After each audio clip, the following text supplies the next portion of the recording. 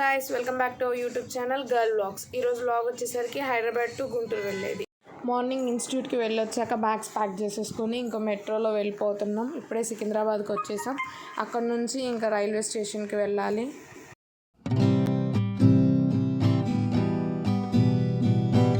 మేము వెళ్ళేసరికి ట్రైన్ వచ్చేసి ఉంది. మేము ఇంకా వెళ్ళి కూర్చున్నాం. కొంచెం సేపటికి ఒక ఫ్యామిలీ వచ్చారనమాట. ఈ 6 hours జర్నీలో ఖమ్మం వరకు వాళ్ళతోనే మంచిగా టైం పాస్ అయ్యింది. ఇంకా అలా వాళ్ళతో ఆడుకుంటూ ఉన్నాం. వాళ్ళిద్దరిలో చిన్నవాడు మాత్రం చాలా హైపర్ యాక్టివ్గా ఉన్నాడు. వాళ్ళతోటి అండ్ కొంతసేపు ఫోన్స్ చూసుకుంటూ టైంపాస్ చేసేసాం. అలా ఖమ్మం వచ్చేసింది. వాళ్ళు దిగిపోయారు. వాళ్ళు వెళ్ళాక మేము కొంతసేపు నిద్రపోయాం. ఇంకా తర్వాత విజయవాడ వచ్చింది. నైట్ వ్యూ అయితే విజయవాడ చాలా బాగుంది. ఇంకా రైల్వే స్టేషన్ నుంచి ఇంటికి ఆటోలో వెళ్తున్నాం.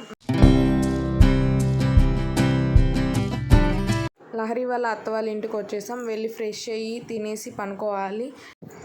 అలా లహరి నా కోసం దోశలు వేసి ఇచ్చింది. ఇద్దరం తింటా టీవీ చూస్తూ ఉన్నాం. ఇంకా తినేసి పనుకున్నాం. Good night guys. Next day evening ఎక్కడికైనా వెళ్దాం అనుకున్నాం. అలా అంబేద్కర్ పార్క్కి వెళ్ళాం.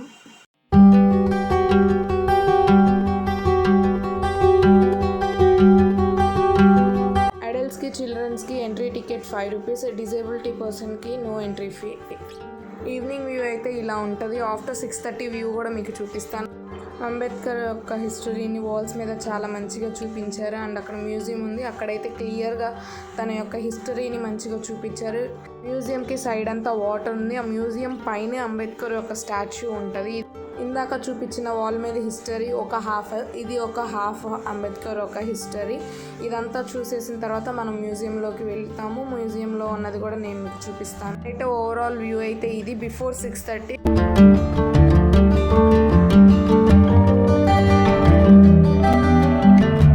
గ్రీనరీని మంచిగా కవర్ చేశారు. మాకైతే ఆ ట్రీ చాలా బాగా నచ్చింది.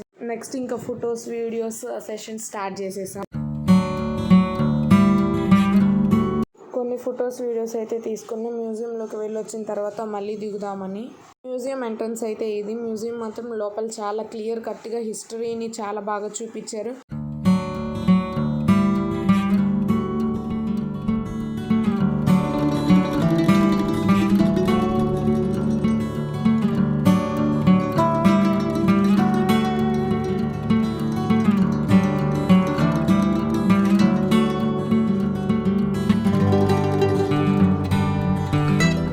వాల్ మీద డిస్ప్లే చేయడంతో పాటు వర్చువల్గా కూడా డిస్ప్లే చేస్తున్నారు. అండ్ ఎల్ఈడీస్ పెట్టారు. మంచిగా లైటింగ్స్ అంతా బాగుంది. మధ్యలో స్టాచ్యూస్ కూడా కొన్ని వస్తున్నాయి. ఇందాకే చెప్పాను కదా వర్చువల్ డిస్ప్లే అని చెప్పేసి అదే. అండ్ అలానే వాటితో పాటు కొటేషన్స్ కూడా చాలానే రాసున్నాయి. బయట నుంచి చూస్తుంటే మాత్రం చిన్నది అనిపించింది. కానీ లోపలికి వస్తే మాత్రం చాలా ఎక్కువగానే ఆర్గనైజ్ చేశారు. కొంచెం స్పేస్లోనే చాలా పెద్దగా ఆర్గనైజ్ చేశారు అనిపించింది. చూస్తుంటే వస్తూనే ఉంది.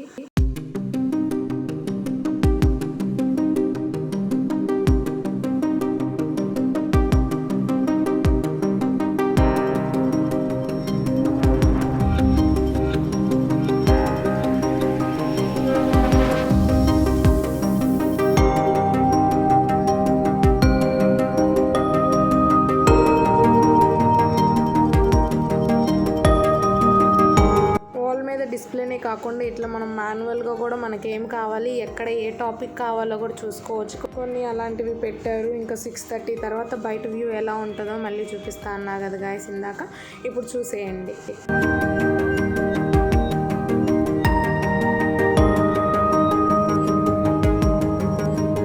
మళ్ళీ ఫొటోస్ అండ్ వీడియోస్ స్టార్ట్ చేసేసాం. ఇంకా అవి అయిపోయిన తర్వాత మేము వెళ్ళిపోదాం అనుకున్నాం. ఇంకా లాస్ట్ అండ్ ఫైనల్గా అంబేద్కర్ యొక్క స్టాచ్యూ లైటింగ్స్తో ఎలా ఉందో చూపించి మేము కూడా ఇంకా వెళ్ళిపోతున్నాం.